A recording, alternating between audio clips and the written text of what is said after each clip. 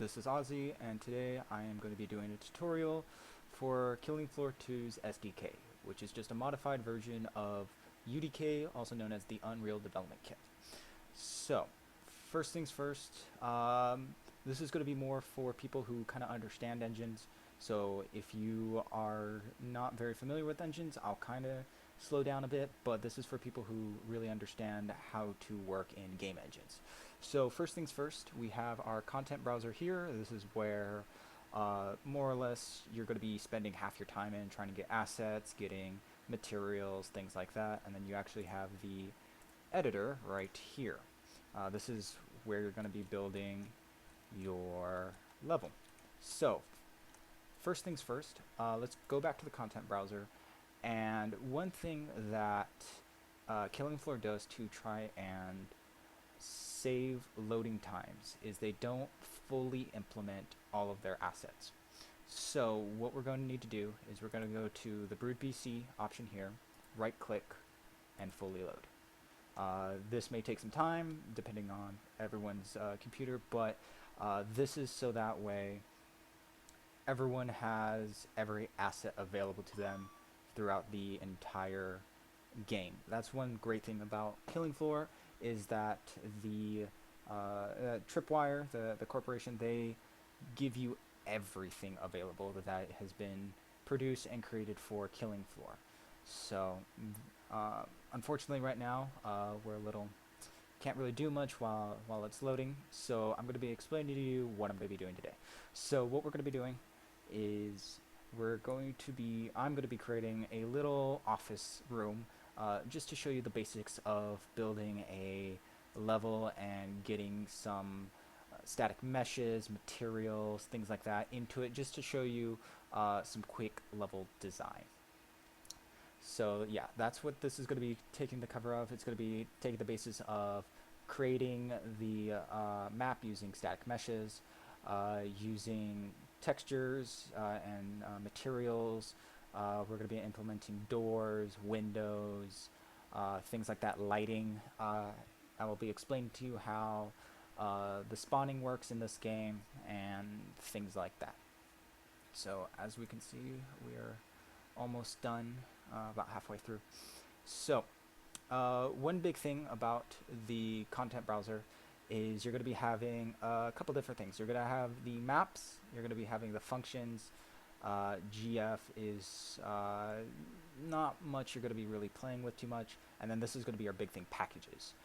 Packages is more or less where the bulk of what we're going to need is going to be located. And as you can see here, you have AI, audio, characters, economy, effects, different types of effects here, engine, and then the biggest thing, environment. Environment's going to be where most of our required assets are going to be, but a lot of things like audio for door sounds, the sounds of like the trader, ambient sounds like maybe there's a fire, you want to have the sound of a fire, or if you have an engine or a generator going. So as we can see, we are now done with generating the assets, and now it's just got to take its time to load everything in. Once we do that, we will get, and as you can see, there's about 13,000 assets that weren't already available. Again, this is to speed up the load time, the initial load time for Killing Floor. Alright, so getting into it, our first biggest thing is going down into the environment folders here. We are going to be taking a look at this, the environment modular static set. This is going to be our more or less bread and butter of how we're going to be creating levels. So right now we're going to be using static meshes. As you can see here, these are 2D textures. We don't really need that. This is the UV map for those. That's not what we're going to really look at. We're going to need these static meshes. For those of you who have built or have used game engines before, most of the time, as you can see here, we have the BSP brushes right here, which is what most of you use to build the level. We're actually not going to touch these. What Killing Floor has done is they have already created these modular meshes for us. So we're not going to be needing the static meshes or the BSP brushes at all. It's going to be all good. So Killing Floor is divided up into 3 sections. You have walls, which are in orange. You have floors, which are in blue. And you have ceilings, which are in green. So right now we're going to be mainly working with floors right now. So let's use the search bar and use floors. So we have floors right here. And this is right now going to be our basic bread and butter, which is the single floor tile. So I'm going to just drag that right into our little world. So as you can see, we have it right here in our world. So what we're going to do with this, we're going to make sure we're going to right click, go into static mesh properties, and then where is world? No. Should be world positions somewhere, my bad.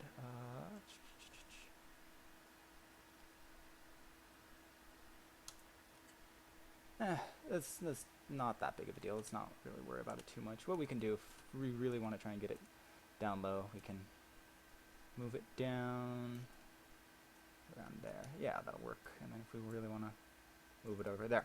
All right, so one of our key things to remember about these modular meshes is right here. As you can see, there are directions. We have the Y direction and the X direction. And as you can see, it reads towards us. If we hit the spacebar, we can switch between. Up here, we have the translate tool, which is more or less what was originally moving in the X, Y, and Z direction. So hitting spacebar, you have the rotate tool. Hitting space again, you have the uniform growth, or more or less uniform scaling tool, and then right next to it is the non-uniform scaling tool, which allows you to stretch in each direction ununiformly so that it doesn't affect the other 2 directions. But the only way to select that is not by spacebar, but by actually going up here and selecting. But one thing to take a note is that we can read it. If we go below it, as you can see, it is backwards. We cannot read it, and that is very, very important. So the way these static meshes work is they anytime you put a material onto it, the face of it shows the material, but the backside becomes transparent. So to make sure that we're not building our levels and then we start putting meshes on them and the walls start disappearing, it's because it's backwards. So make sure you can always read the direction that you can read just like normal, and that way you know that it's facing the correct direction you want it to. So now what we're going to do is we're going to take a look down here. This right here is our grid snapping and our angle snapping. These are going to be really, really helpful when creating the levels. So as you see down here, we have the different grid sizes. We have 1 unit, or 1 pixel, 2 pixels, 4 pixels, all the way up to 32. From there, it switches to 80, 160, 320, and all the way up to 1280. The reason why it goes from the small numbers all the way to 80 is because these static meshes here are actually 320 by 320. So as you can see here, this is half, so you only be snapping halfway, snapping a quarter way, skipping over 2, 1 entire block, and then skipping over 4. Once you get down into here, these are more for finessing and fine-tuning positions. So for now, let's just go to 160. It's a nice happy medium. And then here we have our degrees of rotation, how many degrees we want to snap to. So about 2 degrees, 5 degrees, 11 degrees, 22 and a half, which is again half of 45, and 45, and then 90. Again, this is more for the fine tuning of angles, and this is for sharp, like just quickly transforming the angles very quickly. So if you want a wall to go from one side over to the other, you switch 90. It's really quick. So one of the biggest tools is holding down the Alt button and then dragging an arrow. As you can see here, it duplicates it. This is really, really helpful when trying to build your level, whether it be walls or floors. And then what you can do is you can control and click and select both of them. So now we have both of them highlighted. We hit Alt, move them over. Now we have 4. Well, we could do that again, hit Alt again, and move them back. Now we have 6. Again, if we control, click all of these, and then Alt. Oh. Sorry, let's go back, make sure we click everything. There you go. Look how easy this is. We could just Alt and move, Alt and move. And as you can see, we're already building a floor. Really simple, really quickly. And this is what's great about the static mesh, these modular meshes. One thing to keep in mind is to make sure you have these directions line up. So make sure you keep your Y with your Y and your X with your X, and make sure your positive X touches the negative X of the next one. The reason why is because since these are modular, you can have repeating tiles. If you have things rotated and switched around, they won't tile correctly, and it'll look very, very jarring and not correct. So make sure you keep this in mind. And this is also very helpful when you start getting into using half pieces, quarter pieces, stuff like that. This thing right here, this little red box, this is our volumes box. We'll use this later, but for now, we can ignore it. It's not going to do anything. If anything, we can just kind of raise it and move it out of the way. We're not going to need it for right now. So let's just, and one really cool tip, you hit Control and Alt and then left click, you can drag and select. So this is for quick selection. So now that we have our entire plane, if we scroll back, and now since we have a bunch of them, we can actually increase our grid size to, let's say, 640, Alt and snap. So as you can see here, we're already building our room. It's very quick, very simple, and it's very, very powerful. It's so much easier than trying to use BSP brushes and not really knowing how big something is. Because we know that this is 320 by 320, we know exactly how big this room is. So since we have 1, 2, 3, 4, 5, 6, again, you can do the quick math, 320 by 6, that's about 2,000 or so pixels wide, and then we got 8 times 32, 320. Again, that'll be around 2,600 pixels or so. But yeah, it's really quick to know how big your map is. So let's just fill this out a little bit more. Let's widen out just a bit. Oh, that's right, we're too big. Let's go to 320. So we have, there we go. There we go. All right. This will be a big enough room. All right, so now let's get to building some walls. So now let's go back to our content browser, and instead of having floors, let's have wall. All right, be very careful and please read what the actual description is. As you can see here, this looks like, oh, this is 1 1/4 walls. This is really cool, but it's actually at a 45-degree angle. Again, if you remember from math, a 45-45 triangle, the hypotenuse, or the actual long way, is actually a little bit longer than the 2 bits, so that's why they have these extension pieces here, is to make sure that it perfectly cuts across and forms a 45-45 triangle. So one thing we're going to do is scroll down to our single sheet wall. So one extremely helpful tip that I highly recommend, and we're going to be using this the entire time, is clicking on a particular wall or piece that we're going to start on. So in this case, the floor. Control C, Control V, and then right click on that, replace with, and then since we're going to be using the wall, replace with the wall. And there you go. As you can see, it perfectly lines up the wall. And it's very, very quick and very, very simple. And it's very, very helpful.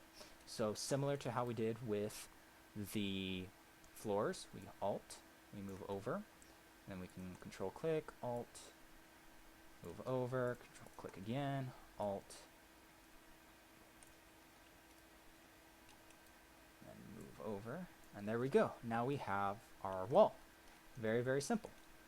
You may be wondering, why is it looking like this? Again, we haven't built any lighting, and it's very bright because of the default way the engine builds lighting without lighting actually being present. If we build lighting, it'll be completely dark. We don't have any lighting in. We'll get to that in a little bit. So from here, now we're going to select our wall again. Then what we can do is spacebar to get our, as you can see here, our rotate tool. Then what we could do is hold down Alt again, and by turning it 90 degrees, it creates a copy, which we can then move. And there we go. Again, make sure you can read it from the inside, so that way when you start putting putting textures and materials on it, they don't go invisible due to the fact that it's more or less a one-way wall kind of thing, like a one-way mirror. So we're gonna have that here, and then we'll do the same thing. We'll do here, Alt 90.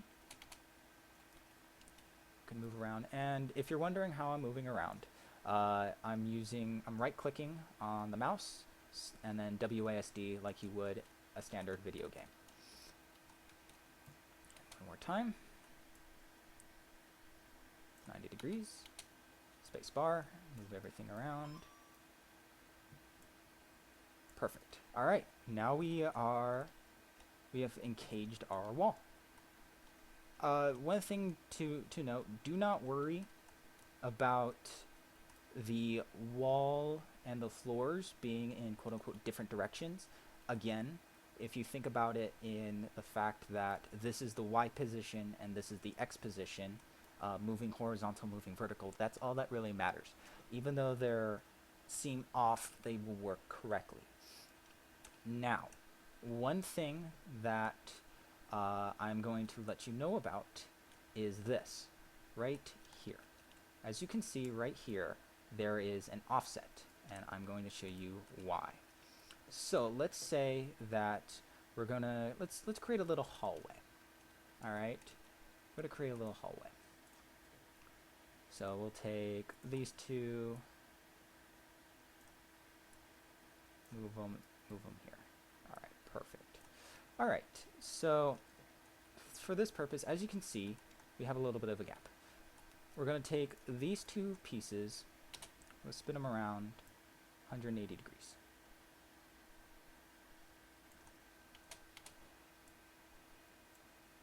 And this is where it's really cool.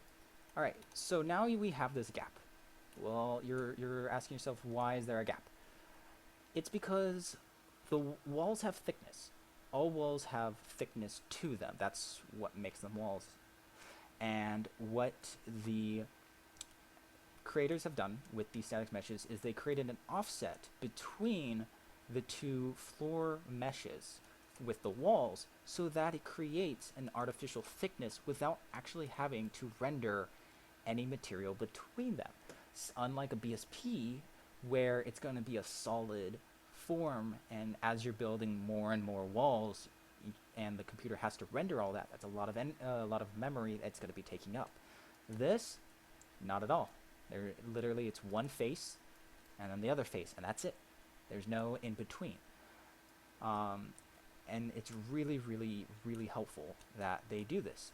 But again, be aware that the back side of the wall will be transparent. So if you're going to have a wall like this, be aware that it's going to be transparent and you can see right through it. But how do we make sure that you can't see behind the wall? Well, if we go back to here, edges. We have wall edges and floor edges. If we take our wall edge, again, taking this piece, Control C, Control V, right click, replace with wall edge, right there. It snaps right to it, right in place, and now we have this wall edge. As you can see, it perfectly covers it up. Now, if you were to imagine this being a wall, it looks just like it.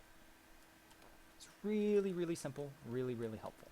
But we're not going to worry about this just now. I'm going to delete that, move this down.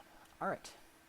So from here, well, if this is going to be our hallway, let's delete these pieces right here. Well, we're going to want a door frame. We want a door of some sort. How are we going to get a door? Well, the people at Tripwire thought of that too. Doorways. Very simple. Again, these are 45s. We're not going to need these. We're going to be wanting these right here. So, there are corner pieces, and we'll get to corners in a sec. But let's, right now, so there's double doors, and there's single doors. Well, as you can see, we're using 2 of them wide, so we're going to be using a double door. So, right here, Control C, Control V, replace with double door. Sometimes, as you can see, it moves in a little in the wrong direction. That'll be fine.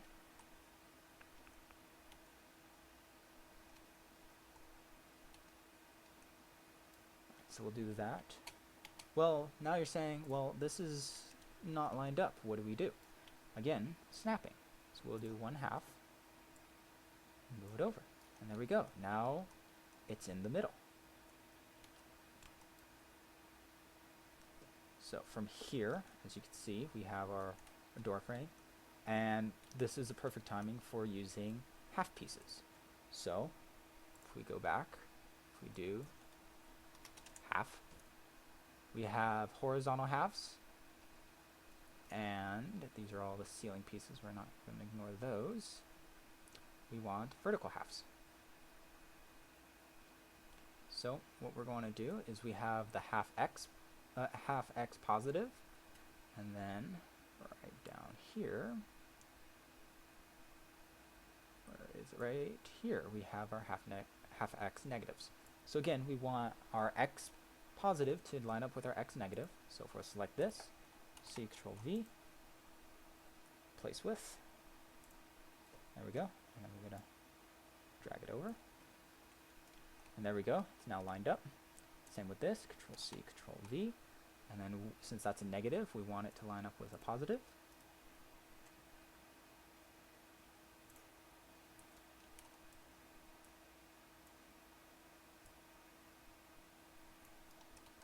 And there we go. Now we have our walls connected. So now that we have our walls all set up, we have our floor, let's get some lights in here. Just some basic lights. Well, how are we going to get lights?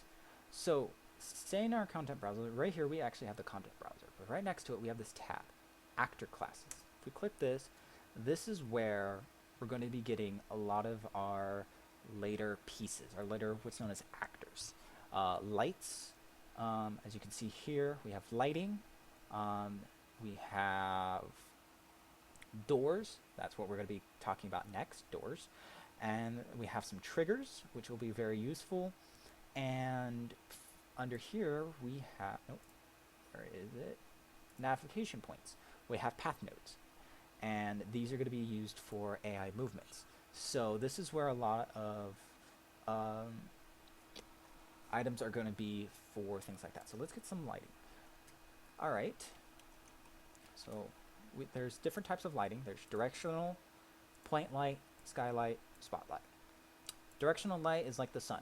Once you place it in from a particular direction, all light shines in. A point light's more or less like your,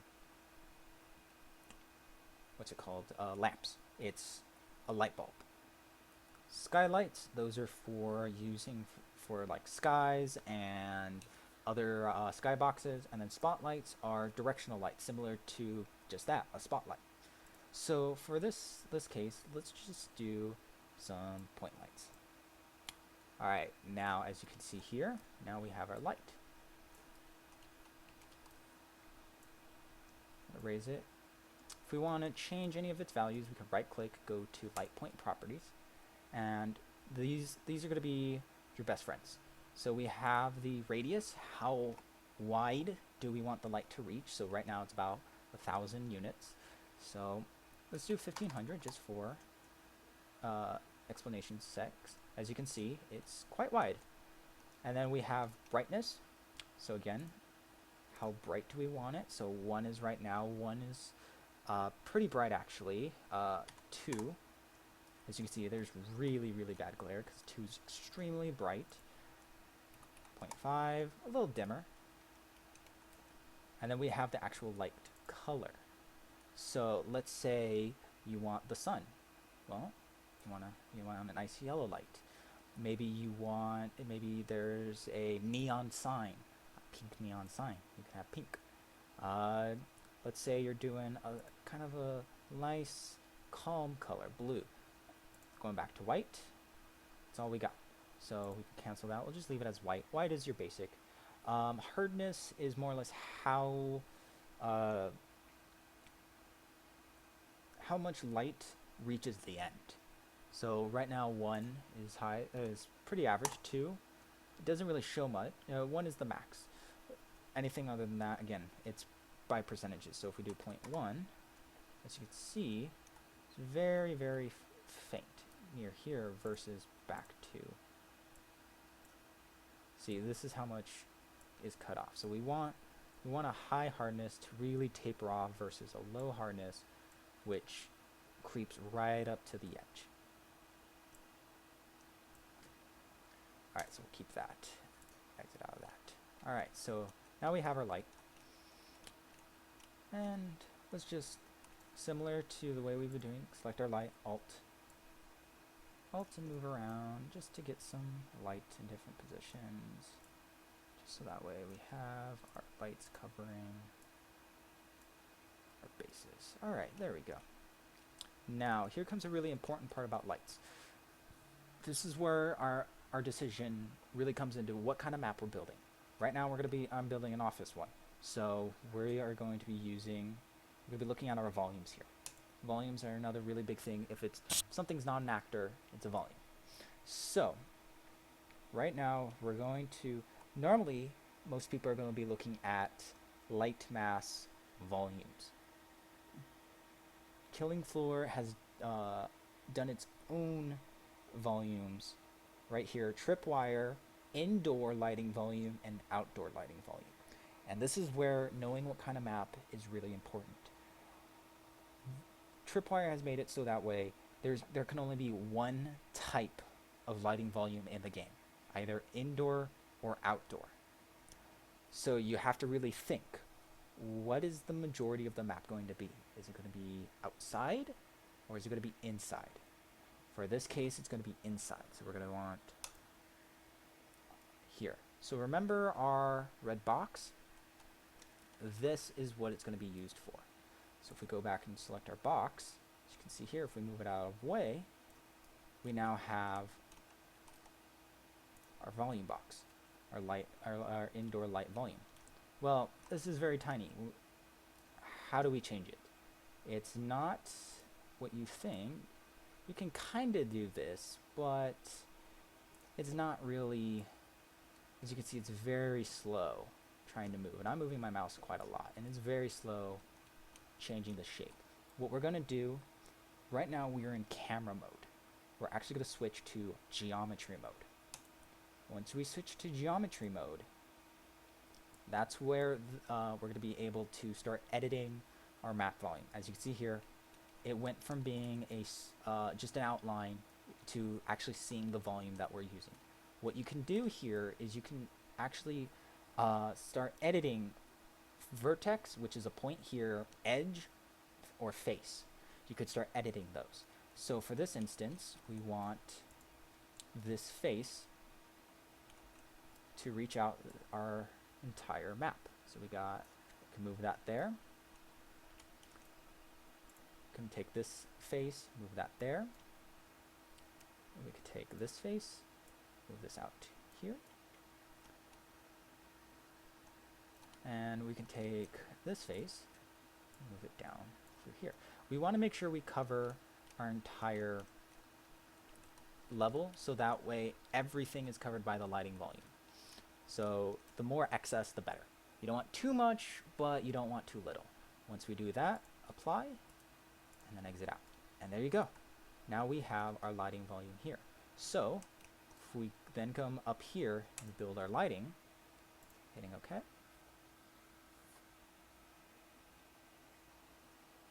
Don't worry about that. They're just warnings. The warnings don't really mean anything. As you can see, because there's no light here, it now has shadow. But our lights here actually look fine. So if we want to take a little quick look around, we can right click, play level, play from here. And here's another really key importance about the SDK. In the SDK, all you can do is you can roam around as a standard berserker. You can attack, you can throw grenades, things like that. But the game doesn't actually start.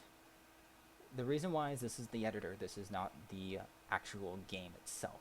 So if you want to test your spawns, if you want to test enemies coming in, you want to test to see if they can hop over, things like that, you can't do that. How you're going to do that is with this. Let's file, and we're going to save our level. Save current level. So save it wherever you need to, but here's the thing. In order for Killing Floor to understand that this is a map, you have to do capital F, K, and capital F. Killing Floor. All right? And then the standard naming convention is dash, and then for this instance, tutorial. And we're going to leave it type KFM or Killing Floor map. Put it wherever you need to. As you can see here, it's under the Killing Floor thing, Killing Floor maps itself. But we'll worry about that later. So let's save. All right, so we have our level properly saved. So let's go back to the door.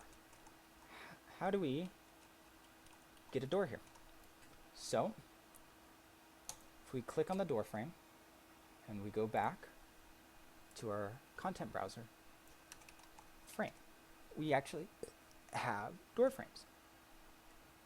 So we want to use our double-sided, because again this is a double door frame.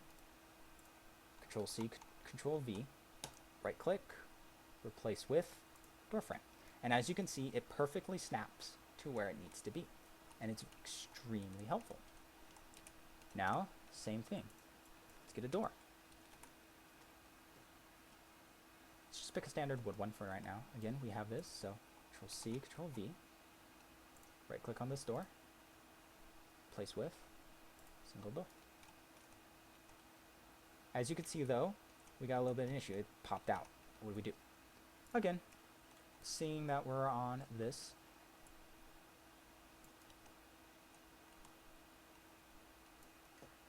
we'll go down to 80 so we can get 2 quarters.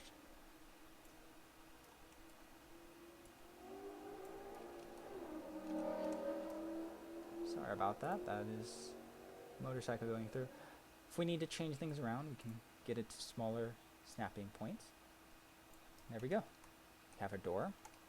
And then if we take this, Control C, Control V, actually, just Control Z, Alt, rotate 90 degrees. Oh, we want 180, my bad. Not the 90.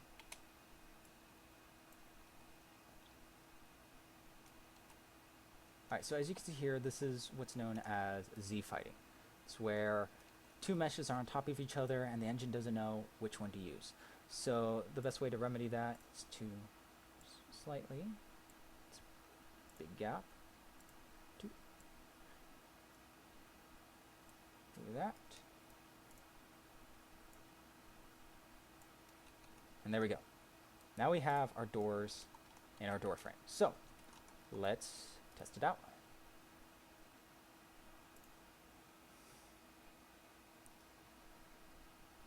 It's fine.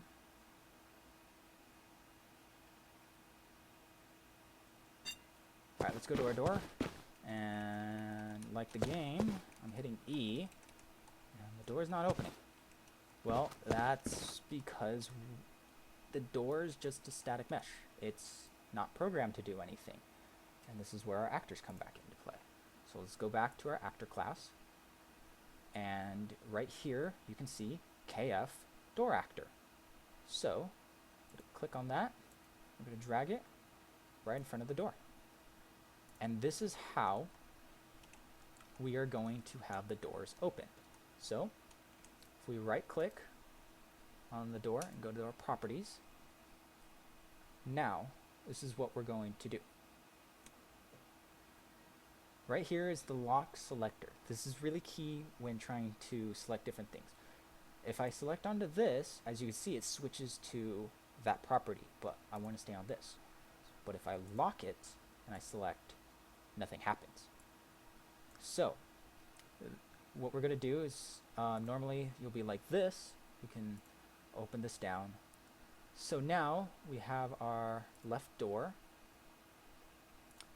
We need our static mesh. So now we have to figure out which one's the left door and which one's the right door. Well, if this is our left door, we want to select that static mesh. So we select it, we go to here and see this little green arrow, click. Oh, it's not what we want.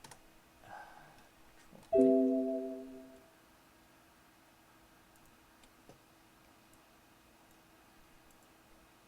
V.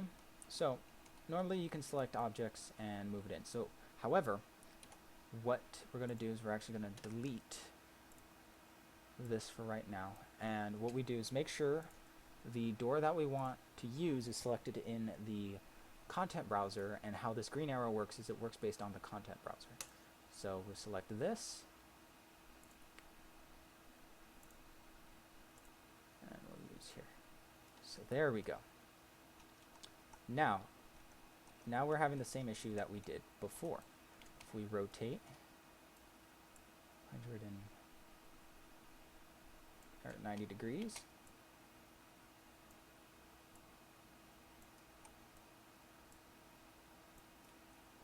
well, as you can see here, our door has a giant gap. It's not much of a door. So how do we fix that? Well, really simple. What we're going to do is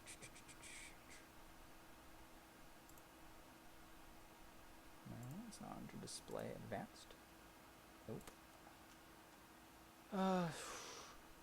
Yes, right here. Door frame size. So right now it's at 256. If we hit 200, as you can see, it overlaps. So we're going to need to try and figure out how wide the door frame actually is. So from experience, 248 usually, no, 240? No, that's a little Z-fighty. 242, 243.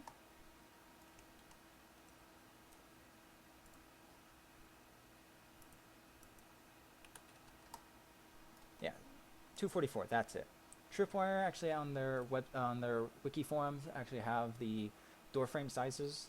They're a little smaller, obviously, than the actual door itself. So 244 is what they recommend for a double door. So now that we have this working, if we can quickly build all, just to build, make sure everything gets built correctly. We don't have any issues with our newly implemented doors. And then if we click here, play from here.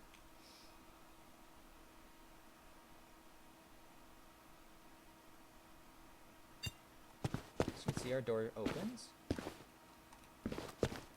Well, it opens, but we can't shut it. Well, what do we do?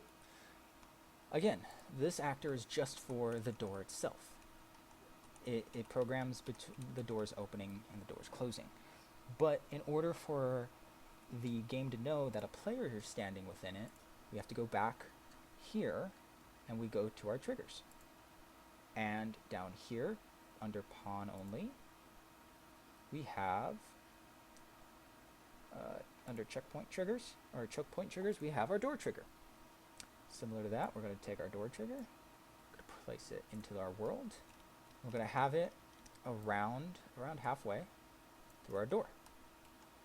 And then, right-clicking, trigger, property, we need to know what door actor we're using. Lock, select the door itself, and add that in, using the green arrow. And now that we have that all set up, if we play from here,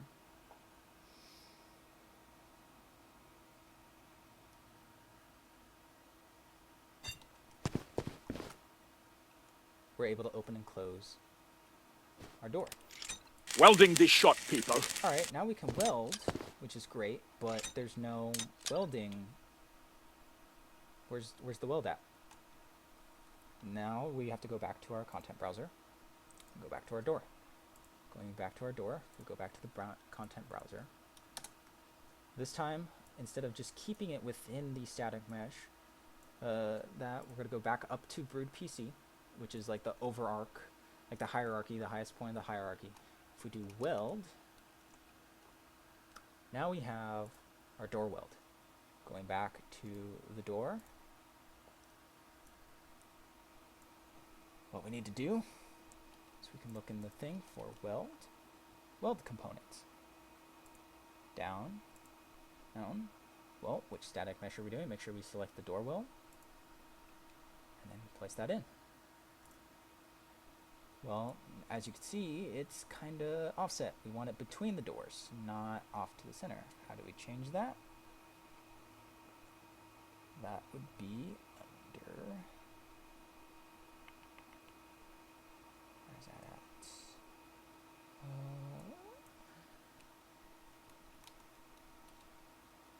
That should be in...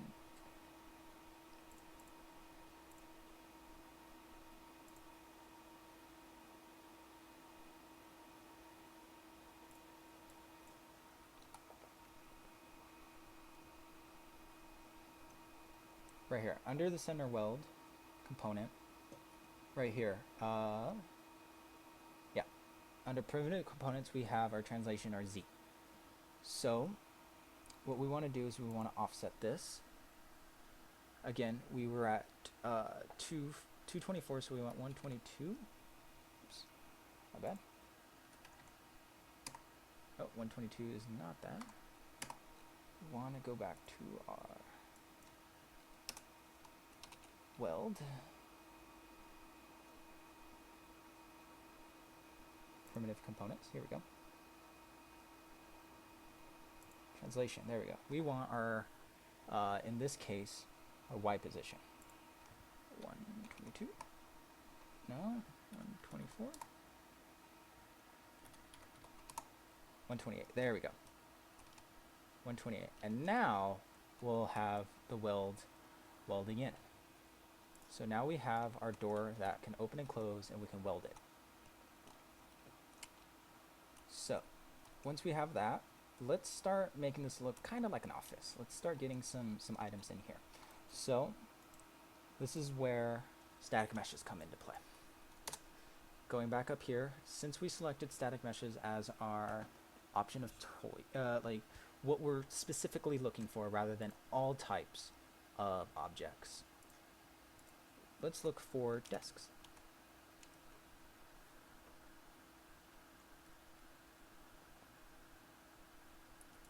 We have some very basic standard desks. We can just select some floors and replace them with some office desks, as you can see here.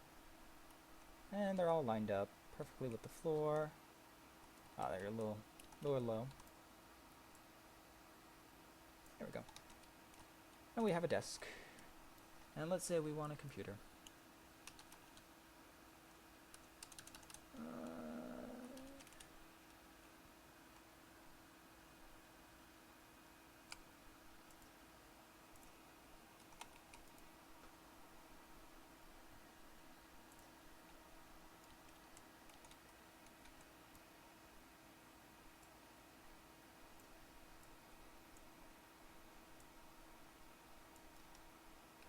a computer. We want a monitor.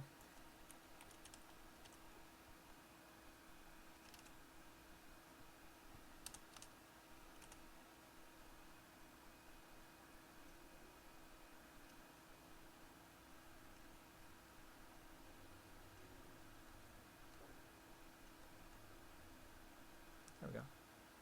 This with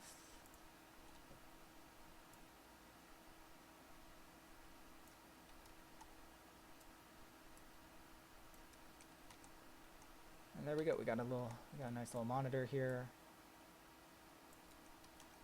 And then again, we can get some keyboards, mouse, but we're not going to worry about that too much for right now. We're just trying to show.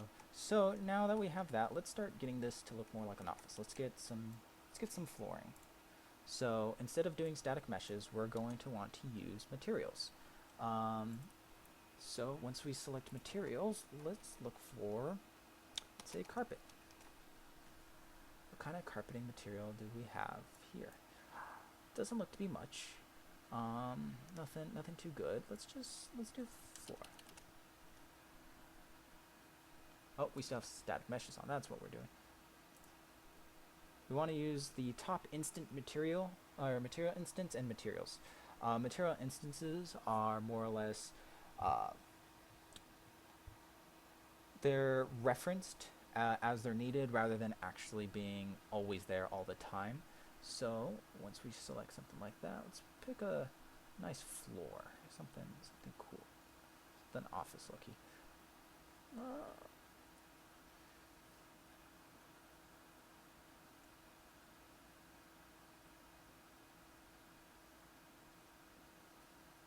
Let's just go with a standard wood floor. This looks cool. And now this is where the tiling comes into play. As you can see, as we add it, you can't really tell when, well, you kind of can, but once you're in game, it's really hard to tell where one ends and one meets. So what we can just do is we can Control Alt and then drag what we want to select.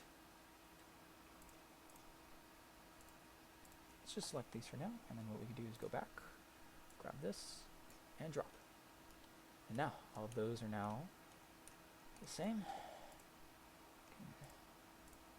Quickly just select all these.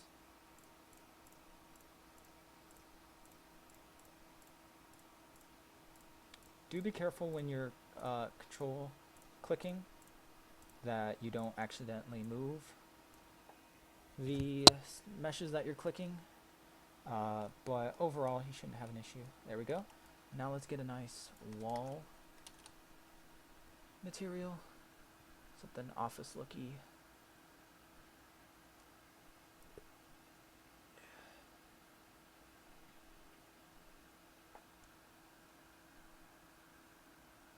Let's get some wallpaper. Let's go with some very boring, very basic wallpaper.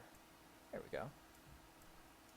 Yep, as you can see here, it's nearly impossible to tell where the two pieces are. Right here, as you can see, this is where the seam is, but when I off-click it, it's nearly impossible to tell. And that's what's so good about these tiling materials and lining up the X and Y's. Yes, here it's a little easy to tell, but overall, you're not really going to notice. Oh, looks like we missed some flooring there. That's not a problem. We're just showing you guys what's going on here.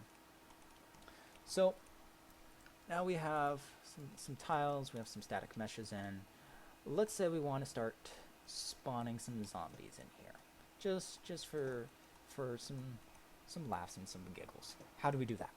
Well, there's two ways. You can either go to our actor class and actually go to the KF spawner and drag that in. So what this is useful for is this is more or less, it tells the game that this is where you want at least one zombie to perfectly spawn.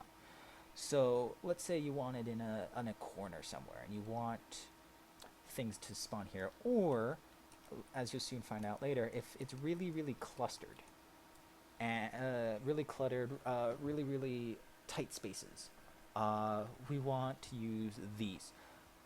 Now we can right click and go to the properties, and here we can specify how big or how small we want to be able to spawn. So crawlers are the smallest, so if we select this, only crawlers will spawn. Small includes your standard small Zeds, so your clots, your slashers, your what is that, gorefasts, stuff like that. Mediums include sirens, bloats, husks, things like that. Large are your skrakes and your flesh pounds, and then your boss is for your patriarch and for Dr. Hans. So for now, let's just set it to medium, something very quick. So this is, again, like I said, this is for very small, very close-knit areas. Let's say we want a really big, we have a really wide area, similar to like farmhouse, where there's some really wide areas. How do we cover some wide spaces? Well, in our volume, KF spawn volume. Well, where is that at? Oh, look. Remember our little box? Yep. That's where it spawns. So this red box is where all of our volumes actually spawn. They don't spawn in the world like we had them before. They spawn at that. So as you can see here, this is how many zombies can spawn in this volume at once. And red means, as you can see here, that it's clipping through objects and not able to spawn. So what you have to do is make sure that it spawns green. So that way it knows that zombies can spawn here. But unlike, similar to the single spawn Zed, you have to go to properties and set how big you want to be able to spawn here. For this, we'll just leave it at large. But the big difference is, remember how if things started clipping in, it wouldn't spawn. If we show you here, for right now, it'll be able to spawn. But as soon as I move over and clip, this can't spawn. These two positions can't spawn. So because of that, these spawning volumes are best for wide areas. So if you have an opening, a clearing, in our case, a really wide office room, that'll be really good to allow for a lot of zombies to spawn. But let's say you're in a narrow corridor, or you want them to spawn in an event and then pop out of an event, you want to use the single spawner here, this guy here. So that'll be that. And trying to think now, let's put a ceiling on it. So how do we do ceilings? Ceilings are a little interesting.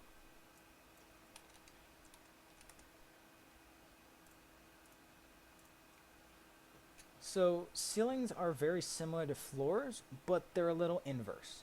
So, and what I mean by that is, let's just take this floor, Control C, Control V. Let's go to our single use, scroll back down to our static, our modular mesh. And let's use single. And we'll replace it. As you can see here, looking down, it's reverse. But you can still read it like y positive, y positive, x positive, x negative. Why is that? Again, looking down from the sky, you should be able to read what you're looking at. If you're looking at it from here, it's negative, but don't be alarmed. That's how it's supposed to be. It's, again, it's a little backwards. You want to be looking down on it. If you can read it like normal, that's what you want to do. So similar to before, we'll Control Z. Let's go back and increase our grid size. And similar to with the floors, they're offset a little bit from the top, So that way, when you have another floor on top, it creates thickness between the floor and the wall, or the ceiling, so it feels like it's a thick piece of concrete, whatever building there is between the gaps. And that's what the edge floor, the floor edge is for, is to cover those up. So if you have ramps or staircases or things like that, it'll cover those areas up so you can't see the gaps between them. So with going with that, again, we'll just leave that for now, and let's just get some ceiling meshes on here just to show.